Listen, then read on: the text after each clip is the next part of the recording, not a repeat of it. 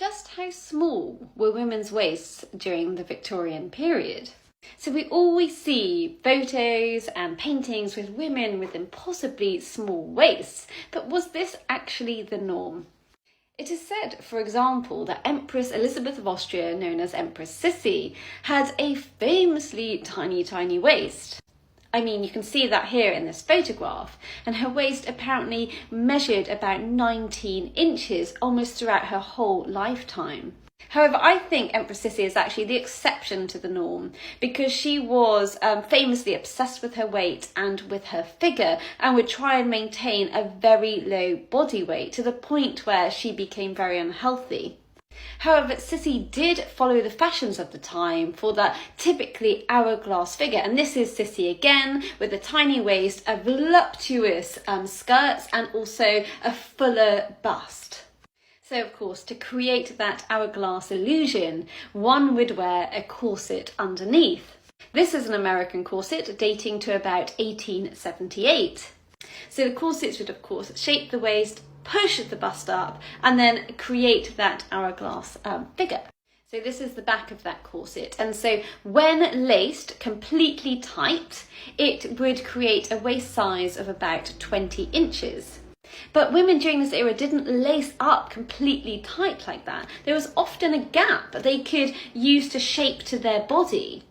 As a result, this corset could actually have created a waist that was larger than the 20 inches, perhaps 22 or even more.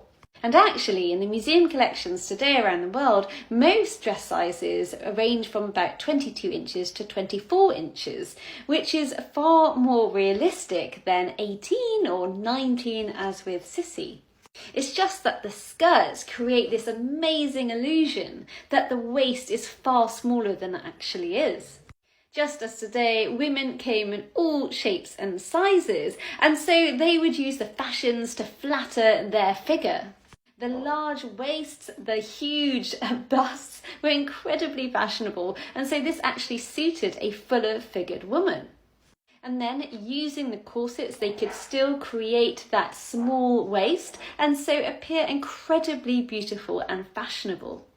But of course, during this era, girls were put into corsets from a much younger age in order to train their waist.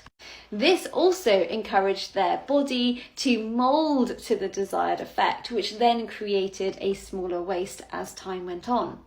But then again, waist sizes in the low 20s into the teens were the exception, not the norm. As we moved into the Edwardian period, so the end of the 19th century, the silhouette changed again for a completely slender look. And this is when waist sizes became almost ridiculous. For example, this is Princess Maud. She was a daughter of Edward VII and Queen Alexandra, and she was famous for having a very tiny waist, as you can see here. She was apparently very proud of maintaining her 18-inch waist. However, as I've shown in another of my videos, one must be careful of the Edwardian photograph because photoshopping took place. For example, if you look at this beautiful photograph, you can see that her waist looks tiny, but just on the outside there's a faded line, and you can see it there. And this is where the negative was altered, so her actual waist, which was tiny anyway, was made to look even smaller. But of course, if you want to know more about this whole phenomenon, I've linked my original videos, so do look at that.